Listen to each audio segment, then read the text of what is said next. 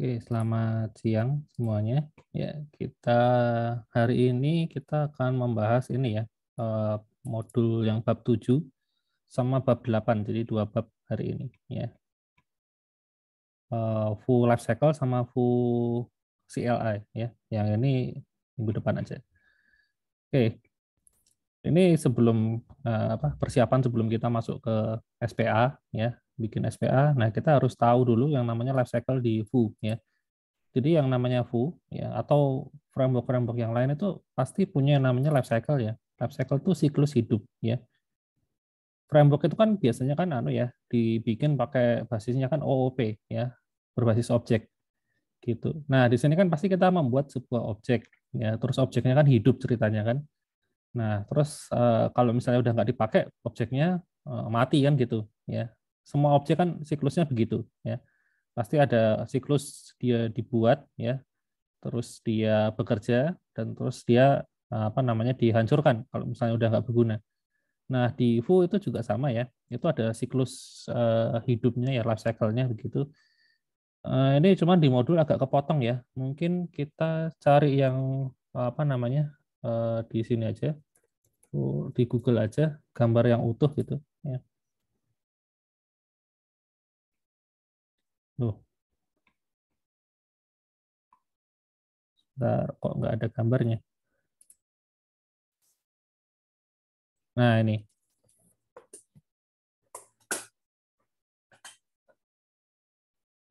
cuman ini agak agak sedikit beda ya sama yang di sini tadi ya.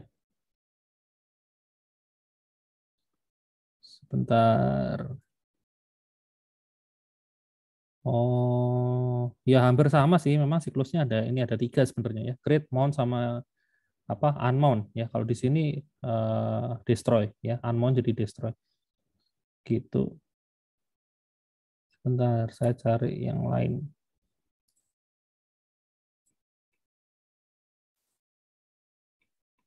Dari sini aja deh. Image ya. Nah, yang saya pakai itu kemarin yang ini ya. Nah, ini ada gambarnya. Oke, nah ini ya, ini dua gambar ya, nih turun ke sini terus dilanjut ke sini ya. Itu yang gambar yang saya pakai. Nah, ini ya. Nah, kan kita kan kalau selama ini kan kalau kita bikin objek foo ya, itu kan kita pakai perintah ini ya, new foo gitu kan. Jadi kalau misalnya di sini ya saya bikin dulu aja kalau gitu. Eh, di dalam body itu ada div ya, ID-nya app ya. Kosong dulu aja, terus di sini ada script ya. Di sini kan saya bikin foo ya, new foo kan gini kan. Terus saya kasih sebentar gini dulu aja ya. Saya kan bikin objek foo ini kan. Maka objek foo ditampung ke sini ke variabel foo ya. Jadi foo ini isinya objek foo gitu. Nah, itu kan ada di fase ini ya. New foo ini kan saya panggil di sini ya, new foo. Nah, itu kan dipanggil di sini. Nah, terus sebenarnya di dalam konstruktor foo ini apa yang terjadi? Nah, ini yang terjadi adalah sepanjang ini ya. Nanti dia akan berhenti sampai di sini di mounted ya. Gitu. Jadi dia akan jalan, sebenarnya perjalanannya itu panjang ya.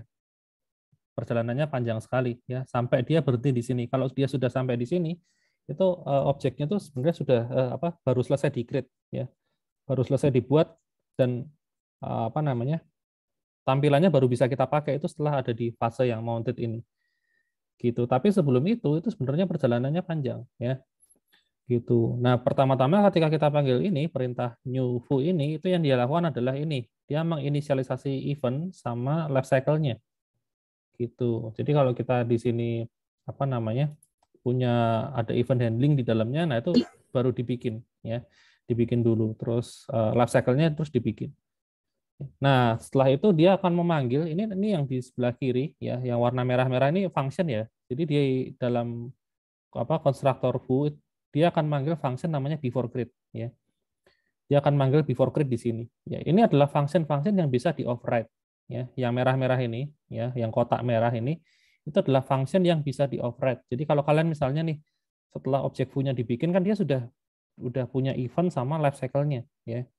dia udah punya event sama life cycle. Event tuh ya function gitu ya. Jadi function-function sudah bisa dibikin. Nah, barangkali kalian mau manggil salah satu function gitu bisa ya. Kalian tinggal ini aja. Tinggal mengoverride ya metode ini before create ini. Gitu. Jadi di apa namanya? Di parameter foo-nya itu sebenarnya kita bisa mengoverride ya. Nah, kayak gini caranya ya. Gitu. Jadi kalau misalnya kita kan udah bikin function ya, terus ini saya definisikan elemennya ya, app. Nah, di sini kita bisa ini bikin before before create ya. Nah, di sini kita bisa bikin function di sini. Barangkali kita mau manggil salah satu metode di sini ya, misalnya metode hello gitu. Itu bisa di sini ya. Gitu. Karena metodenya di sini sudah diinisialisasi ya eventnya. Gitu. Itu before create. Nah, setelah ini before create selesai dieksekusi, nah langkah berikutnya dia akan menginisialisasi injection sama reactivity. Ya, injection sama reactivity itu variabel maksudnya, ya. Reactivity itu variabel-variabel yang kita definisikan dalam data, ya. Nah, ini di dalam data kan kita bisa bikin variabel ya, variabel-variabel gitu. Nah, itu di apa? Di setelah itu dibikin, ya terus kalau kita mau mengoverride di sini, itu bisa kita akses datanya. Misalnya di sini saya punya apa namanya, saya balikin variabel apa ya, pesan gitu ya misalnya, atau message ya gitu. Nah itu kita bisa akses di sini ya, di created ya, itu kita bisa akses. Jadi kalau saya mau, misalnya saya print ya pakai konsol gitu, saya print this.message gitu di sini bisa ya.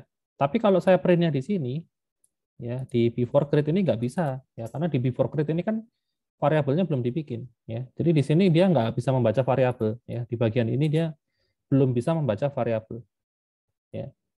Itu baru bisa di sini ya, gitu. Jadi ini dua fase ini adalah fase inisialisasi ya, data sama event ya, itu di sini.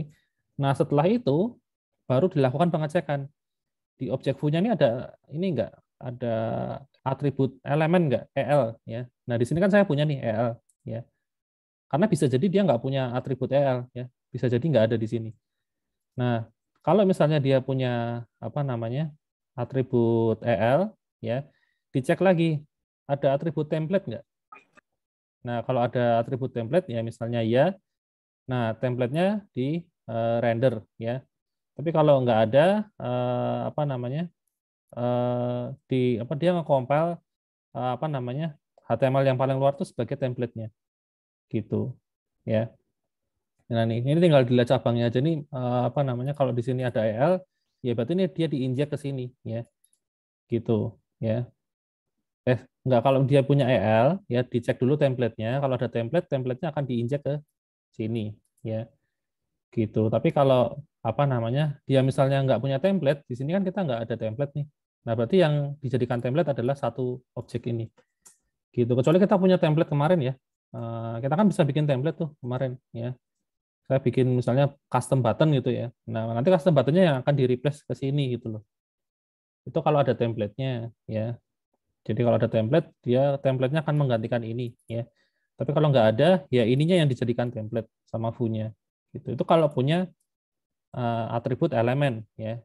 Tapi kalau nggak punya apa namanya? Ya dia cuman ini apa namanya? Dia berarti kan nggak di-mounting ke sini ya.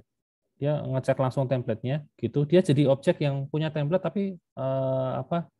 Belum dipasang gitu. Masangnya nanti waktu ini ada metode namanya mount ya. Gitu. Jadi harus pakai metode namanya mount.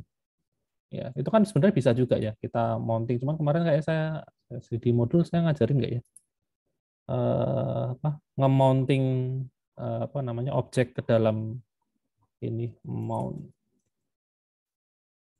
nggak ada ya. Oh ya di sini berarti before mount. Oh enggak, ini juga life cycle-nya ya. Berarti saya nggak tulis di modul ya. Oke, sebentar mount doang ya, nggak pakai ed ya, mount.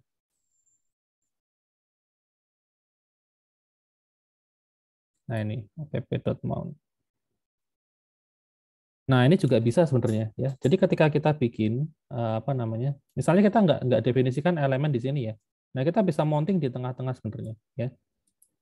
gitu. Jadi kita mounting terus kita sebutin elemennya tuh bisa, ya, gitu. Jadi app terus mounting kemana gitu loh, seperti itu. Jadi di sini kita bukan di sini ya, harus di apa, di create app-nya gitu. Jadi mountingnya tuh apa namanya, di sebentar, mau oh enggak juga, bentar saya kok lupa.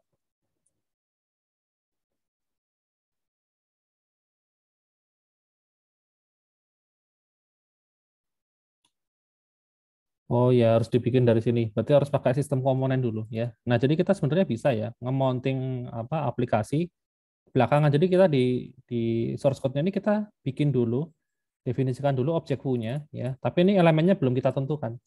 Ya, kita cuma deklarasi aja. Misalnya ini adalah komponen buat halaman login gitu misalnya ya. Saya kasih nama login. Sama saya misalnya punya dua nih, var login sama var home gitu ya. Nah, nanti ada pengecekan katakanlah ya, pengecekan session. Nah, kalau misalnya sessionnya itu apa namanya ada, berarti yang saya mounting itu yang home karena dia sudah login ya. Tapi kalau sessionnya nggak ada, berarti yang saya mounting itu yang login. Dia disuruh login misalnya kayak gini cara penggunaannya ya.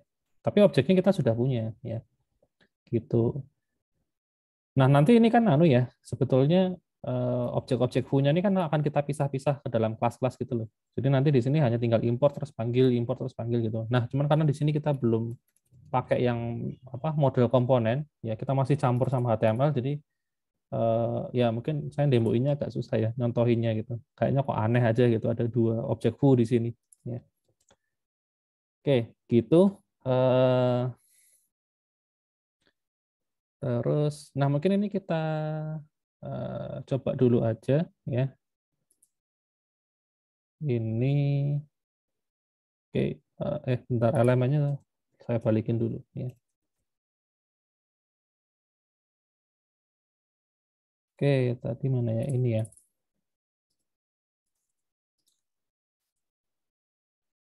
konsol. Nah ini ya, kita di sini terlihat ya, apa namanya, ada dua output ya. Yang pertama undefined, yang kedua hello world ya. Ini yang undefined itu dibikin dari yang sini. Oh mungkin saya tambahin aja ya. Ini tulisan ya, before create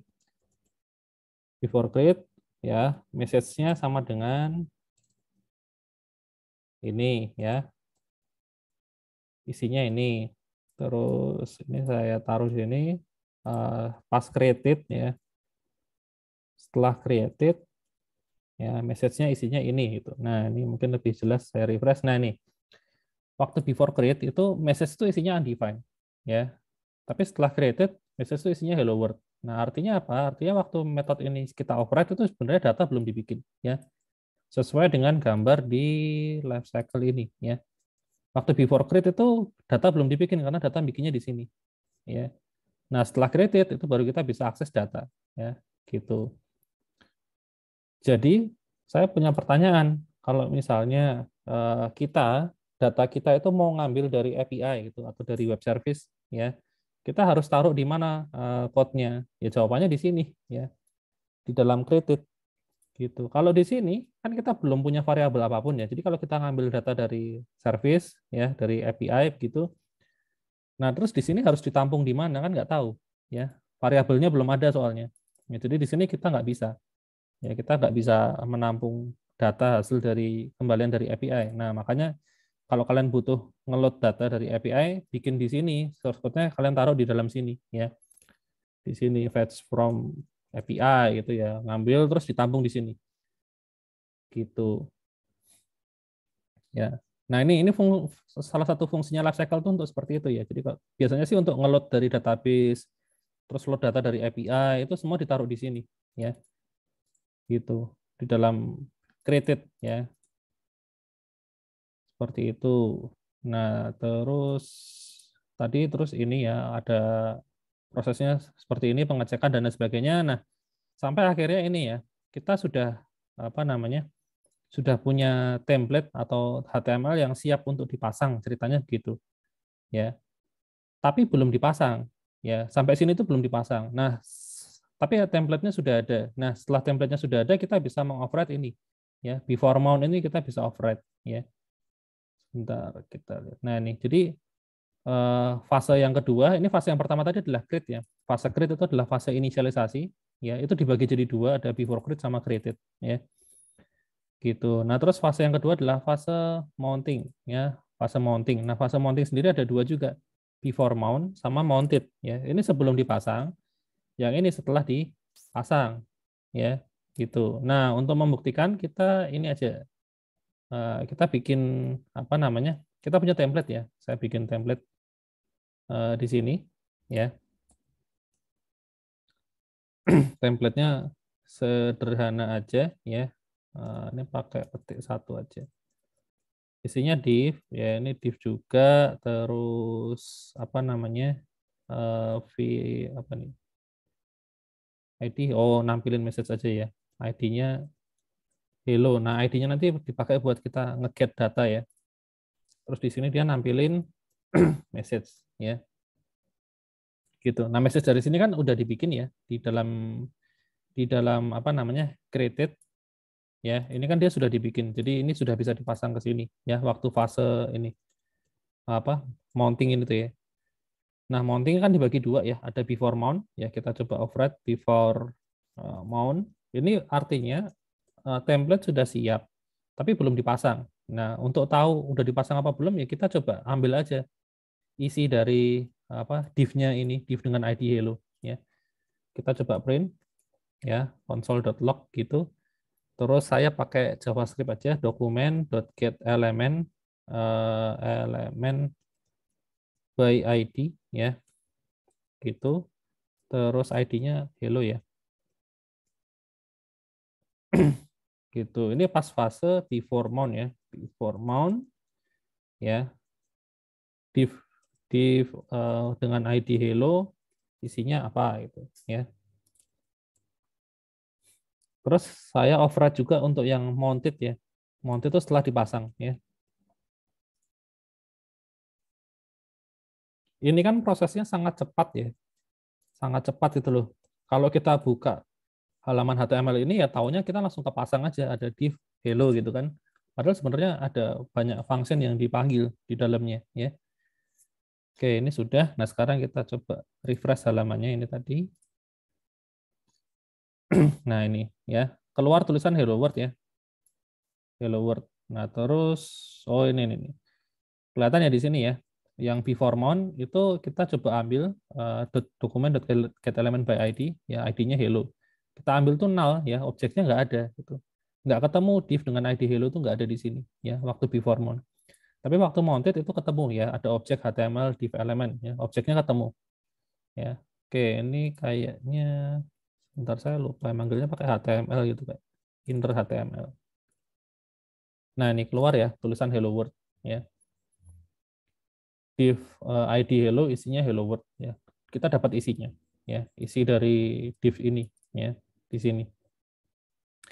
Gitu. Kalau kita sudah bisa panggil dengan cara seperti ini, artinya apa template-nya ini sudah berhasil dipasang ke sini div dengan ID app ini ya.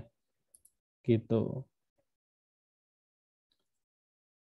Nah, kalau kita punya template ya, kalau kita punya template seperti ini, itu ID app ini akan di-replace ya. Jadi ini akan digantikan dengan ini ya di dalamnya sini. Ya, kelihatan ya? Nggak ada lagi div dengan ID app di sini. Ya, gitu. Tapi kalau kita nggak pakai template, ya, ini saya hapus, tapi saya taruh di sini.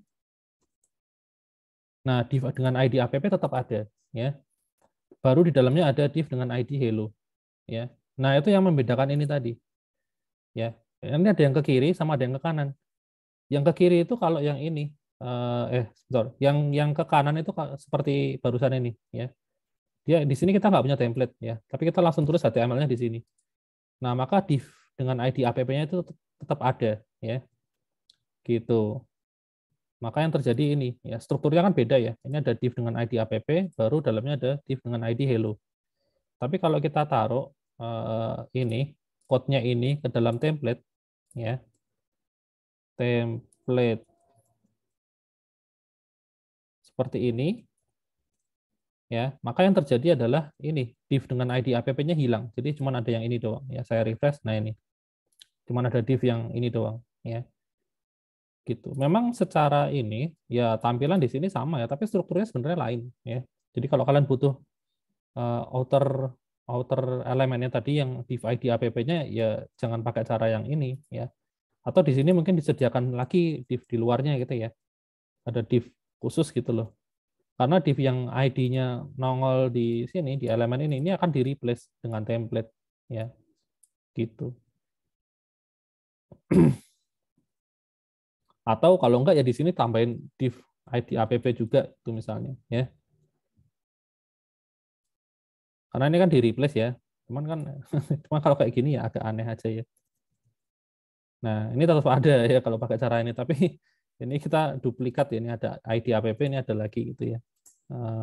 Ya bisa juga sih buat ngakalin, tapi ya aneh aja gitu. Ya. Oke, gitu. Jadi ini saya nunjukin bedanya ya. Jadi kalau apa namanya ditanyain kan ada template atau enggak, kalau enggak ada ya ini dikompil di sininya dalamnya. Tapi kalau punya template di render ke template ke ini ke ID yang bersangkutan ya ini akan di replace itu kalau ada template-nya.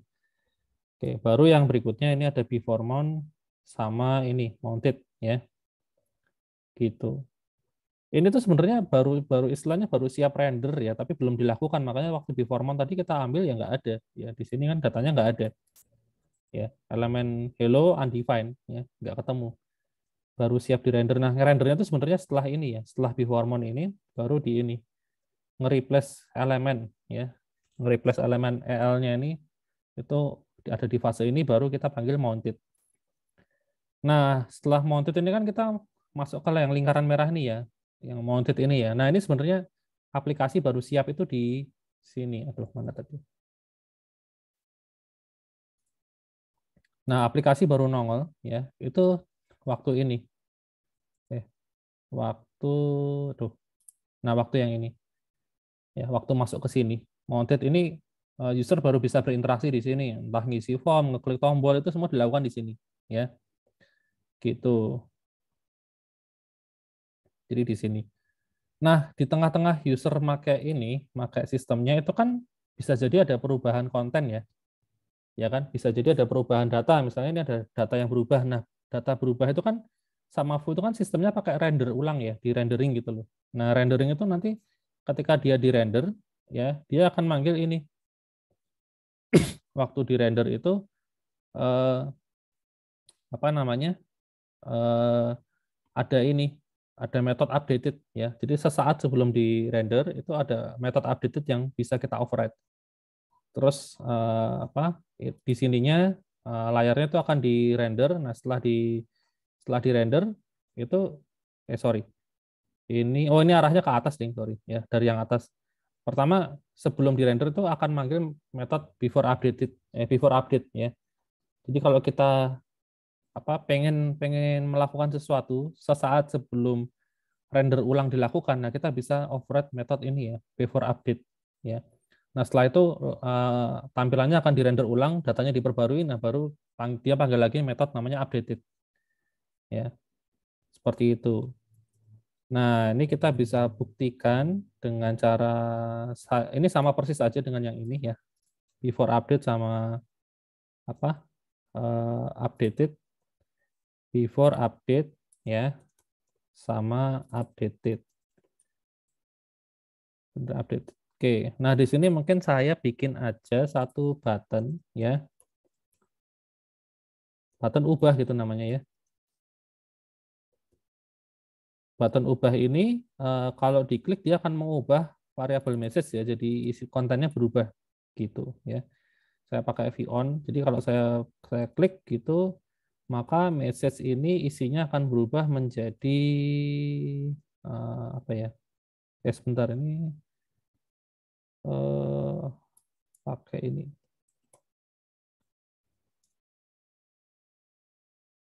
Eh, Selamat pagi gitu aja deh. Kayak ada tombol ubah ya. Isinya kalau dipencet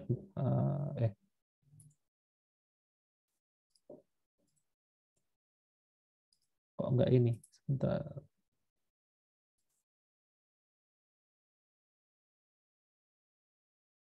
Oh, ini harus satu ini, Ding. Rootnya hanya boleh satu child ya. Buttonnya nggak bisa saya taruh di sini. Ini harus saya pindah ke dalam div aja. Nah, gini aja. Nah, ini baru bisa.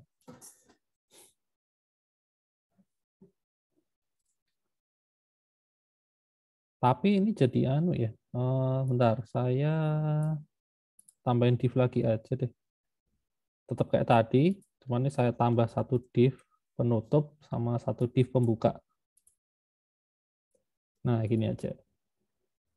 Oke.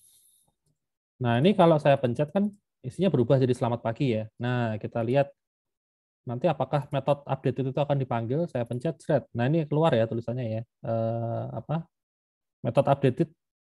Kok before month sih tulisannya? Oh, belum saya ganti. Before update. Yang ini updated. Terus di sini kita ngeprint inner HTML-nya. Oke. Nah, ini saya pencet thread. Nah, ini.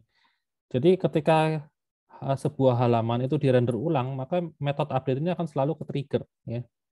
Akan selalu dipanggil. Before update sama update ini akan dipanggil. Nah, ini buktinya ya. Ketika saya pencet tombol before update ini dipanggil ya, keluar ya div ID hello, isinya masih yang lama, yang masih hello world. Tapi yang waktu di metode updated isinya sudah berubah jadi selamat pagi. Gitu ya. Nah, itu. Jadi kita setiap sesaat sebelum render ulang dilakukan itu metode before update sama updated akan selalu dipanggil ya. Nah, terus kita mau ngapain di situ ya. Gitu. Oke, before klik terus bagian yang terakhir ini update ya. Ini barusan kita bahas ya. Nah, bagian yang terakhir adalah destroy ya. Destroy itu apa namanya dilakukan saat objeknya sudah nggak dipakai lagi ya, atau ya DOM-nya dihilangkan ya, atau sudah dimusnahkan gitu ya. Nah, ini ada dua juga ya, ada dua metode yang dipanggil before destroy sama destroy. Jadi selalu metodenya itu dua ya, before ada before-nya sama ada ininya sudah dilakukan, ada id-nya itu ya. Jadi sebenarnya aslinya tuh hanya ada 4 fase ya. Ada create ya, pertama create, terus mount, terus update sama destroy ya. Aslinya tuh hanya 4 fase itu aja. Gitu. Oke, nah kalau yang ini sebenarnya yang paling jarang dipakai sih karena kita biasanya nggak urusan ya kalau apa objeknya udah di destroy ya udah kita biarin aja gitu. Tapi barangkali ya kita pengen melakukan sesuatu sebelum objeknya dihilangkan gitu ya, barangkali ya. Oke, nah kita bisa apa namanya ini apa yang ngeceknya tinggal ngeprint ini aja sih, variabelnya aja masih ada apa enggak gitu ya, untuk membuktikan ya. Jadi ini saya apa override method before destroy ya, terus saya ngeprint ini aja. Saya copy dari sini ya, before destroy. Terus waktu apa destroyed ya sudah dihancurkan ya. Saya copy lagi aja.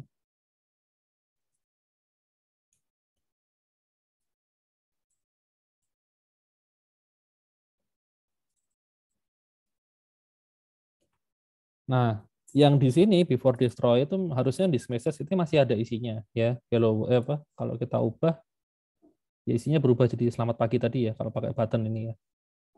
Tapi defaultnya hello world ya. Jadi ini masih ada tulisan hello world tapi setelah destroyed kita coba print harusnya ini isinya udah nggak ada ya, undefined. Gitu. Nah, kita coba hancurkan dengan cara metode ini pakai dollar destroy ya. Eh saya bikin apa metode baru aja ya.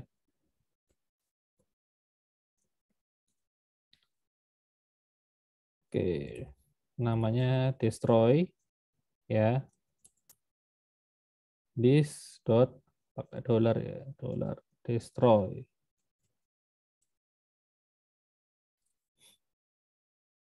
Nah, destroy ini saya panggil ada buttonnya sendiri ya. Di sini saya bikin ada button destroy.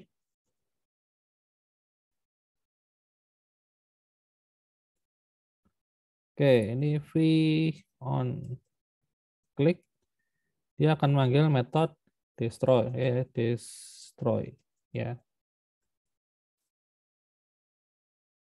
Nah, kita coba saya panggil ini destroy spread. Nah ini, loh, kok masih ada tapi ya.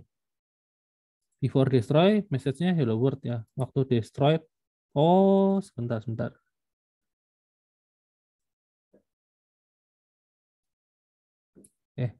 Ini pakai this message ya, this message destroyed. Kok masih ada? Sebentar, kita lihat.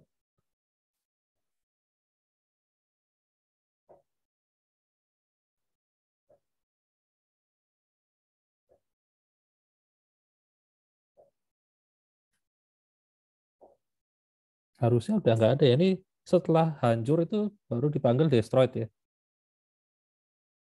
Setelah hancur itu baru dipanggil destroyed ya. Destroy this dollar destroy.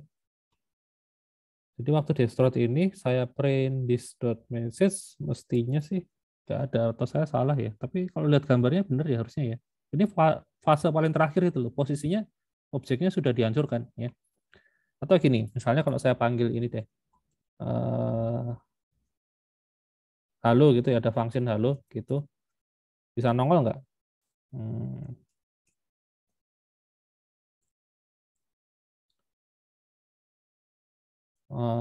halo, gitu.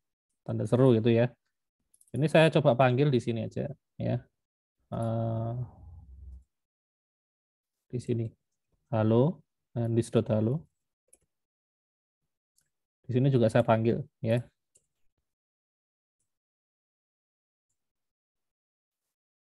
Loh, keluar semua ya. Ini masih keluar juga ya. Padahal di sini event, oh sebentar.